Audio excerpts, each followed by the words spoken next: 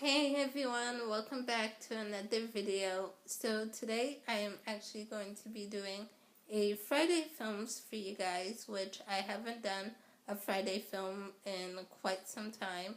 So I'm really excited because I actually have two movies that I want to talk to you guys about. So these are my Friday film reviews. I'll just say ahead of time, if in the middle of this video it seems like I magically changed outfits, it's because I filmed these two reviews on 2 different days. So no, I'm not a wizard, I wish, but if my outfit magically changed, it's because of, yeah, I filmed on 2 different days. So the first movie that I'm going to talk about is A Monster Calls by Patrick Ness, and this was released January 6th, and I recently just saw it. I absolutely loved it. First off, I read the book I think 2 months ago. I read it in November, which I talk about it in my November wrap up. I'll leave a link down below. You guys can check that out. But I absolutely loved the book, and so I couldn't wait to see the movie in theaters. And if you guys don't know, A Monster Calls is basically the story of a boy named Connor who is going through a rough time in his life right now. His mom is sick with terminal cancer. He's being bullied in school. He has to go live with his grandma. So there's a lot of changes happening in Connor's life, and there's a lot that he's going through. And one night, this monster, this tree, comes to Connor and tells him, I'm going to tell you 3 stories. And at the end of it, you are going to tell me a story. You're going to tell me your truth. So that's pretty much the premise of the movie and the book. I loved the movie. I thought it was well adapted. As far as book to movie adaptations go, you guys know there are a lot of hit and misses with book to movie adaptations. I definitely think this one was a hit. I thought it was really well adapted. The movie is so visually beautiful on screen, and just the visual effects and the animations, it's beautifully done. And actually, the stories that the tree tells him when he goes into the stories, there's these animations. And before I saw the movie, I actually saw, I think it was Max over at Well Done Books, had a review of the movie, and he talked about how that that part of the movie, the stories with the animation, kind of reminded him of how the animation in the Deathly Hallows, Harry Potter and the Deathly Hallows, when they're learning about the Hallows in the story with the 3 brothers. And I would definitely agree with that. I think, when I saw that scene, I was like, yeah, it does remind me a lot of, the animation with Deathly Hallows. And it was just really cool to see. Like I said, visually, the movie is absolutely beautiful. There are a lot of great things with this movie, and it's not just, the visual aspect as well, but the cast. I think they had probably the perfect cast for this movie. Lewis McDougall, I think is his name. Lewis McDougall plays Connor, the 12-year-old. Felicity Jones plays his mom. Sigourney Weaver plays the grandma. Liam Neeson plays the monster, the voice of the monster. Toby Kebbell plays the dad. So I just thought the cast was absolutely perfect and great.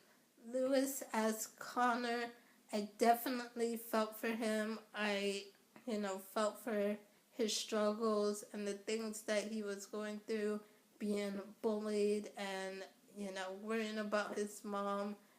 Felicity Jones as the mom, I thought she did a great job.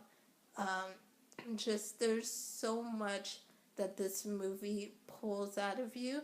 Because this movie has a theme of like loss and grief and how to heal. And so those are kind of the message and themes running throughout this movie. And I just thought they did a powerful job, that the whole cast did a powerful job with this movie. I will say though that there were some scenes that weren't quite as impactful as I thought they would be. They were still super impactful, but they weren't quite as powerful as I was imagining they were going to be. Because you see the scene in the trailer, and I felt like, the trailer, and this was something I thought of when, this is something that, I had the same thought when I saw Collateral Beauty, was there were some scenes in the trailer that were so, like, powerful that I almost cried watching the trailer. But then when I actually saw the scene in the movie, it just didn't hit me the same way that it did in the trailer. I know trailers are supposed to be like super impactful and like make you want to see the movie, but I was just expecting more from that scene. And the scene I'm talking about in particular, it's not a spoiler because it's in the trailer, but the scene I'm talking about in particular is when Felicity, as the mom, she's talking to Connor, and she tells him, it's okay to be mad. I'm mad too. And if you need to break things, then by God, you break them, and you break them good. And I almost cried watching that part in the trailer. But then in the movie, I was expecting to cry at that part, but I didn't. Like, I got a little tearful, but I didn't cry like I was expecting to. So, that was just one little thing that I thought, I don't know, the trailer was so impactful in that way. And then kind of let down with that scene a little bit in the movie. But I still really enjoyed the movie overall. It was amazing. This is definitely probably gonna be on my favorites of 2017, one of my favorite movies of 2017, and I cannot wait to get it when it comes out because I really enjoyed this one. So that's it for my review of Monster Calls. Now let's jump on over to Hidden Figures. So today I am going to be doing a movie review, and the movie I'll be reviewing is Hidden Figures, and this came out in theaters January 6th, and so I just saw it this weekend, and I absolutely loved it. It stars Taraji P. Henson, if I'm saying her name right, which I'm probably not, but she plays Catherine, and Octavia Spender, who plays Dorothy, and Janelle Monáe, who plays Mary. This movie is based on a true story, and basically it's about these group of black women who were in the NASA program in the 60s, and basically their contributions to the program and how they kind of helped with the race in getting an astronaut into space. So at the time, America and Russia were kind of in this race for who can get someone into space first. And so it's about their contribution to the NASA program and the ways they influenced it. So I really, really enjoyed this movie. It was so interesting to see kind of the lives of these women and how things were for them at that time working in the NASA program, because they were so underestimated, and everywhere they went, like, it was kind of like what are you doing here? I really enjoyed it. It was so interesting seeing the women and how um, they contributed to the program and the sort of struggles and challenges they had to overcome, with Mary's character wanting to be an engineer and trying to be an engineer and seeing her struggles and overcoming, and then Catherine's character um, being the only black woman in her department and working with all of these white men and, you know, figuring out the numbers. And she's really underestimated because the fact that she's the only black woman there in a room full of white men, and so she's very underestimated, and everyone else kind of just looks at her and like, okay, what are you doing here? We don't need you to check our numbers. We're right. We got this. And so it was kind of interesting seeing some of their struggles and the ways they overcame and contributed to the program. I will say this movie also has some really funny lines in it as well. Some of the characters, their lines are hilarious and I love them. And so just to kind of show you, and it's in the trailer as well, which I will leave a link to the trailer down below. So it's in the trailer as well. But there's this one scene where they're all standing there waiting for the astronauts that are coming in, and they're greeting the astronauts and everything. And Mary, she makes a comment, and I forget exactly what she says, but she makes a comment about the astronauts, and Catherine says to her, "How can you be ogling all these white men out here?" And Mary's like, "It is equal rights. I have the right to see fine in any color." And I just cracked up at that part. It's like, yes, amen, true.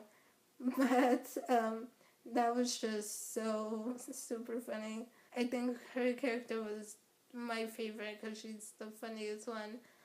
But yeah, I loved all the girls in this movie. There was just so many funny lines that I'm just like, yes.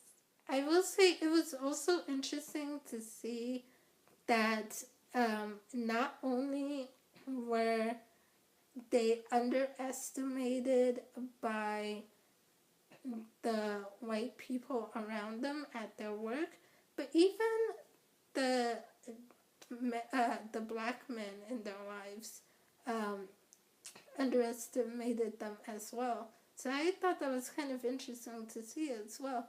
There's like one scene where Catherine meets Jim Johnson, and they are going for a walk, and he says something. I don't remember what he says, but he says something, and she pretty much tells him off in a nice way, but she tells him off. And at the end of it, she says, "Yes, Mr. Johnson, they let women do things at NASA, and it's not because we wear skirts, it's because we wear glasses." So I found it interesting how they're underestimated even by their peers among them. And then even with Mary's husband, her wanting to be a engineer and wanting to apply for the engineer program at NASA, and her husband wasn't very supportive of it at first, and he was like, "They're never gonna let a black woman be an engineer, you know, it's kind of a waste of time and all this stuff." So he wasn't, supportive of her aspirations at first. So I was just, I don't know, I found it interesting to see how they are so underestimated, and not just by the white people in their life, but also by, even the blacks in their life, in their families as well. So that just goes to show you, never ever underestimate a black woman, because you tell her she can't climb that mountain, she will climb 10 mountains just to prove you wrong. So, and I love that about these women in this movie. I love the fact that nothing would stop them. It's like, you move the finish line, I'm just gonna keep on moving towards it. The last thing I want to talk about is Mr. Harrison, who's played by Kevin Costner, and he is like the director, supervisor of the department that Catherine works in, and he is very oblivious at first to Catherine's situation within the department, and because he is very focused on, getting the numbers and making sure they're able to get their astronaut up in space and beating Russia, and he's really focused on that he's kind of oblivious to what's going on with Catherine in the department, as far as the way she's being treated by the other men in the department. And so, but then, one day he's finally turned on to, the things that she has to go through and struggle with, and the fact that she has to walk clear across campus just to use the bathroom, because they don't have a colored bathroom for women in their building. So she has to go clear across campus to the colored bathroom. It takes her 40 minutes each day. And so when he kind of, gets turned on to the things that she goes through, he pretty much takes a stand. And I really admire his character for that, and loved how he took a stand and what he did. And so, yeah, I just really enjoyed his character because of that. So like I said, I really enjoyed Hidden Figures. I would definitely recommend this movie. It's definitely one worth seeing. And yeah, let me know in the comments down below if you saw either of these movies. What are some of your thoughts on either of the movies? And I will see you guys soon with another video. Bye.